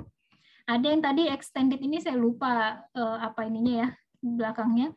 Ini extended, ini extended, di-extend. Nah, artinya di sini kita tunggu sampai benar-benar dia rusak. Nah, kunci dari penyimpanan umur simpan itu adalah kita tahu parameter apa yang pertama kali menyebabkan konsumen tidak menerima suatu produk. Nah, jadi beberapa produk itu tidak mesti hanya persoalan keamanan pangan. Kalau dia sudah kadaluarsa artinya tidak aman dikonsumsi, tidak harus seperti itu. Contoh, kerupuk. Kerupuk itu menurut kalian dia rusak kalau sudah apa? Kalau lembab, Bu. Kalau lembab. Sudah tidak garing ya. Kalau sudah tidak garing itu tidak akan dimakan sama orang. Ya. Orang kebanyakan ya, ada juga sih yang suka kerupuk lempem gitu ya. Kalau sudah tidak garing, maka dia tidak diterima oleh konsumen. Jadi, apakah dia menjadi tidak aman kalau dia tidak garing? Tidak kan? Jamur belum tumbuh di sana, tapi dia tidak garing. Nah, ketika di titik dia tidak garing, maka dianggap dia kadaluarsa. Nah, kita harus pahami produk kita, apa yang pertama kali membuat dia itu tidak diterima. Apakah tadi kadar airnya? Apakah dia pertumbuhan dari mikroorganismenya? Atau misalnya perubahan warna, rasa, gitu ya, tekstur, dan sebagainya. Itu pertama harus kita tentukan. Jadi titik di mana kita menyatakan bahwa oh ini tidak diterima lagi. Itu banyak macamnya tergantung produk tadi ya. Kalau kerupuk berarti kadar air. Kalau misalnya seperti UC 1000 itu bukan ada jamur, bukan kadar air, tapi kandungan vitamin C. Karena dia jualan vitamin C, harus ada 1000 di sana. Ketika dia sudah kurang banyak dari 1000, kan dia ada batasnya ya, plus minusnya. Kurang dari 1000, maka dianggap sudah rusak. Walaupun rasanya masih enak, warnanya masih bagus, dia masih aman dikonsumsi. Terus kalau susu, mungkin dia rusaknya adalah ketika sudah ada kontaminasi mikroorganisme, karena dia menjadi tidak aman. Gitu. Nah, jadi beda-beda. Pertama kita tentukan dulu itu tadi, parameter kuncinya. Nah, setelah kita tahu parameter kuncinya apa, nah kita pilih mau yang ASLT atau yang extended. Gimana cara milihnya? Extended ini kebanyakan untuk produk yang umur simpannya relatif singkat. Bisa kita tunggui. Kita nih bikin, kita jualan nastar gitu ya untuk apa? Makanan apa kue lebaran gitu. Kalau nastar ini kan paling lama ya kayaknya 3 bulan ya sudah berjamur toh. Atau dia apek gitu ya baunya. Nah, itu kita punya waktu 3 bulan kayaknya nggak masalah. Saya tunggui saja. Jadi tiap beberapa minggu, misalnya 1 minggu sekali itu dicek. Dicek terus, misalnya nanti di minggu ke 12 gitu ya, kelihatan mulai ada jamur. Oh, berarti minggu ke-12 ini sudah tidak bisa. Kita mundurkan saja, berarti umur simpannya misalnya minggu ke-11 gitu ya, sampai minggu ke-11. Tapi kalau produknya seperti sarden tadi 3 tahun gitu ya. Lah, kalau saya tunggu 3 tahun, masa saya tidak jualan 3 tahun gitu. Nah, itu kita pakai accelerated, artinya dipercepat kerusakannya tadi. Misalnya kalau sarden rusaknya itu adalah, saya tidak tahu sarden itu apa yang dia ininya ya. Apakah kalengnya gitu ya, kaleng dia ada reaksi antara kaleng sama makanan sehingga menimbulkan warna yang berubah misalnya di ini. Nah, itu dipercepat kerusakannya karena kita tidak bisa menunggu selama 3 tahun. Mempercepatnya caranya gimana? Bisa dengan meningkatkan suhu. Jadi tadinya dia disimpan di suhu ruang, sekarang kita simpan di suhu yang lebih tinggi. Kalau suhunya lebih tinggi, misalnya kita simpan di suhu 40, 50 gitu ya, tidak terlalu tinggi sampai dia jadi masak gitu ya. Itu kan reaksi-reaksi kimia, reaksi-reaksi mikroorganisme, dia akan dipercepat.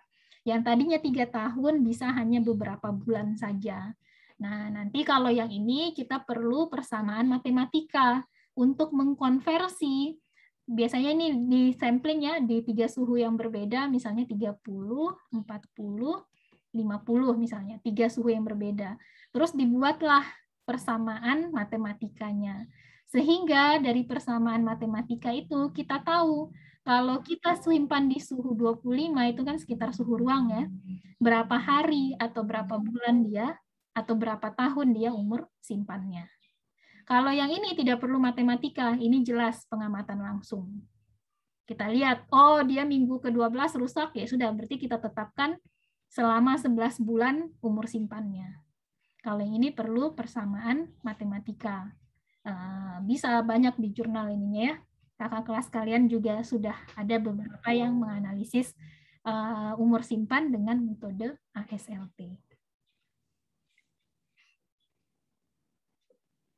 Semoga menjawab tadi pertanyaannya Anissa ya.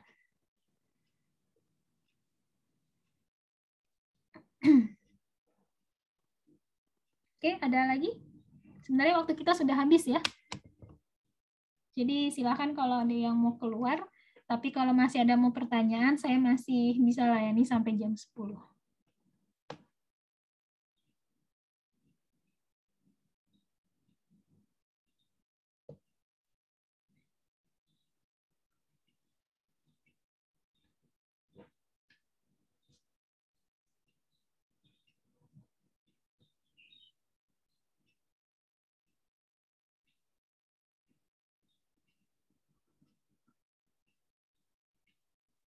Masih ada pertanyaan?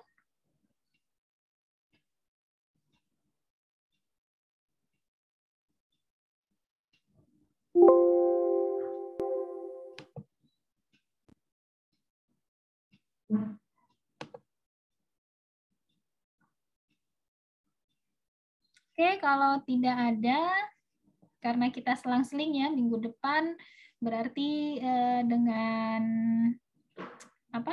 rekaman dan minggu depannya lagi, insya Allah kita ketemu lagi. Oke, terima kasih atas perhatiannya. Assalamualaikum warahmatullahi wabarakatuh. Waalaikumsalam warahmatullahi wabarakatuh. warahmatullahi wabarakatuh.